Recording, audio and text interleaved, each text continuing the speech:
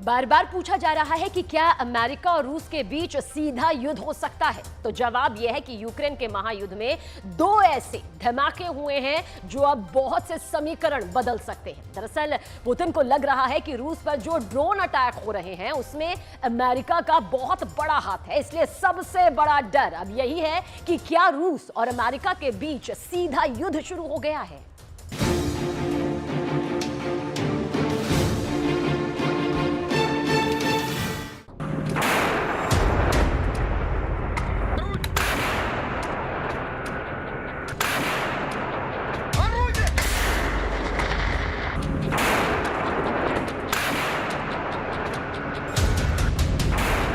ये वो धमाका है जिसने तय कर दिया कि रूस और अमेरिका की डायरेक्ट टक्कर बहुत जल्द हो सकती है। वर्ल्ड वॉर वाला धमाका। ये वो धमाका है जिसका धुआं मॉस्को में भी नजर आया। ये वो धमाका है जिसकी आवाज पूरे यूरोप ने सुनी।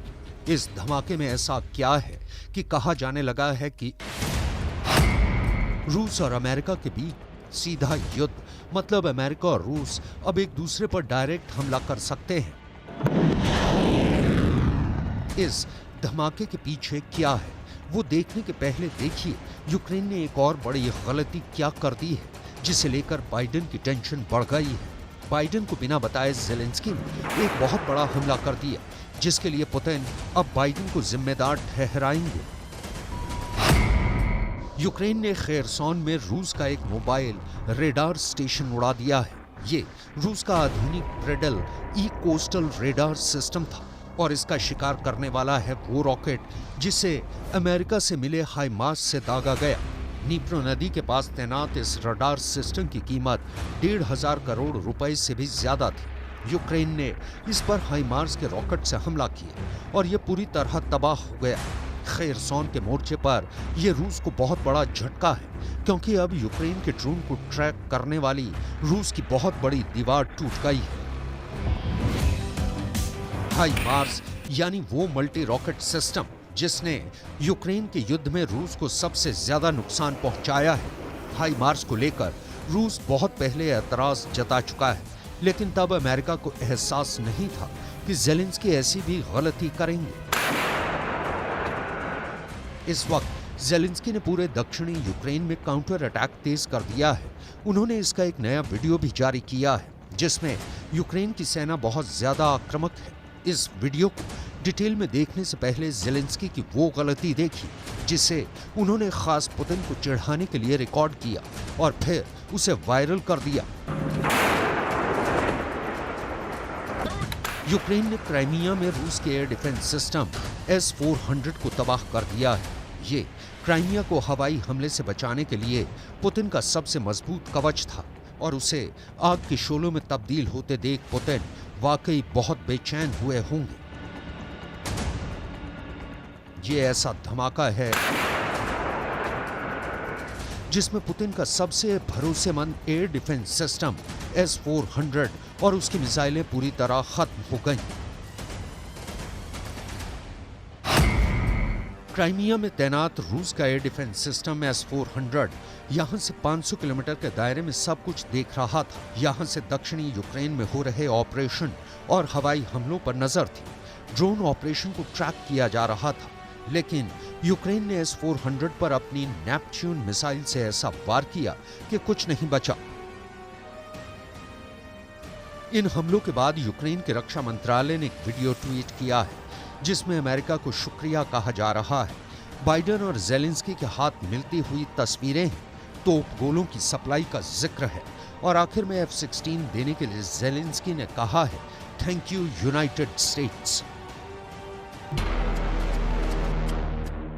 पुतिन के जख्मों पर नमक छिड़कने के लिए ज़ेलेंस्की के रक्षा मंत्रालय ने यह तस्वीर पोस्ट की है और बताया है कि अब तक रूस के 500 एयर डिफेंस सिस्टम तबाह किए जा चुके हैं। अब यहीं पुतिन का गुस्सा एक निर्णायक फैसला कर सकता है। इन दो हमलों के बाद अब पुतिन दक्षिणी यूक्रेन को लेकर बहुत ज्यादा गंभीर हो चुके हैं। क्राइमिया ब्रिज पर लगातार हमलों के बाद अब क्राइमिया के अंदर S-400 का तबाह होना और खेरसॉन में रडार स्टेशन को ही उड़ा देना, ऐसे झटके पुतिन बिल्कुल बर्दाश्त नहीं करेंगे और इसके लिए अब उन्होंने पूरा ठीकरा बाइडेन पर फोड़ने का फैसला किया है। यानी रूस और अमेरिका की डायरेक्ट टक्कर किसी भी वक्त हो सकती है। इसका सबसे बड़ा एपिसेंटर काला सागर और क्राइमिया का इलाका बन सकता है। रूस ने काला सागर के ऊपर अमेरिका के विमानों को पहले ही वार्निंग दे दी है। रूस ने कहा है कि क्राइमिया की सुरक्षा से कोई समझौता नहीं किया जाएगा और जो भी खतरा होगा रूस उसे मिटा देगा।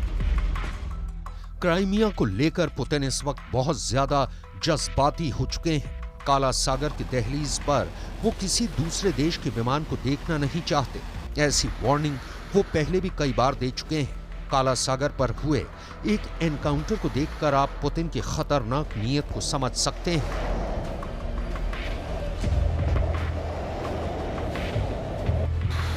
ये 14 मार्च 2023 की बात है, जब काला सागर के आसमान में अमेरिका का एक ड्रोन ऐसा टारगेट बना कि उसकी आग और धुएं ने पूरी दुनिया को सुलगाने की तैयारी कर दी।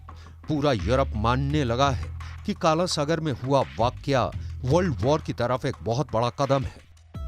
तब काला सागर के ऊपर अमेरिका का MQ-9 रीपर ड्रोन उड़ रहा था।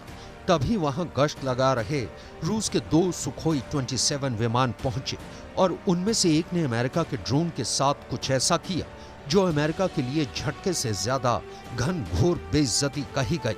रूस के सुखोई 27 फाइटर ने ड्रोन के ऊपर अपना फ्यूल डंप किया और फिर उसके आसपास करीब से ऐसा उड़ा कि अमेरिका का ड्रोन समंदर में क्रैश कर गया। फिलहाल बहस इस पर हो रही है कि आगे क्या होगा, क्योंकि अब अमेरिका को रूस ने सीधे तौर पर सबक सिखाना शुरू कर दिया है। क्या रूस और अमेरिका के बीच अब डायरेक्ट युद्ध होगा? क्या ये जंग अब थर्ड वर्ल्ड वॉर की तरफ बढ़ जाएगी?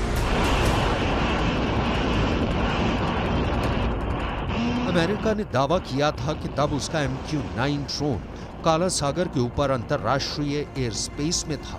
उससे रूस का एक सुखोई 27 टकराया, जिसके बाद ड्रोन को क्रैश होना पड़ा। टक्कर से पहले सुखोई 27 ने ड्रोन पर ईंधन गिराया था और उसके आसपास खतरनाक तरीके से गुजरा था। यानी पुतिन अब अमेरिका को धमकाने के लिए किसी भी हद तक जा सकते हैं। जब अमेरिका का ड्रोन गिरा तो जैसे एक तूफान उठा और फिर वर्ल्ड वॉर का खतरा मंडराने लगा।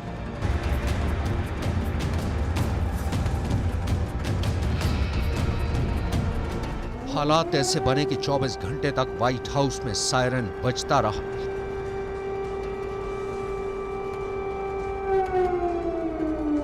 वॉशिंगटन DC से लेकर लंदन तक अमेरिका के ड्रोन पर हुए अटैक की चर्चा होती रही। देखा जाए तो कुछ ही महीनों के अंदर पूरी दुनिया में जंग के कई फ्रंट खुल गए हैं।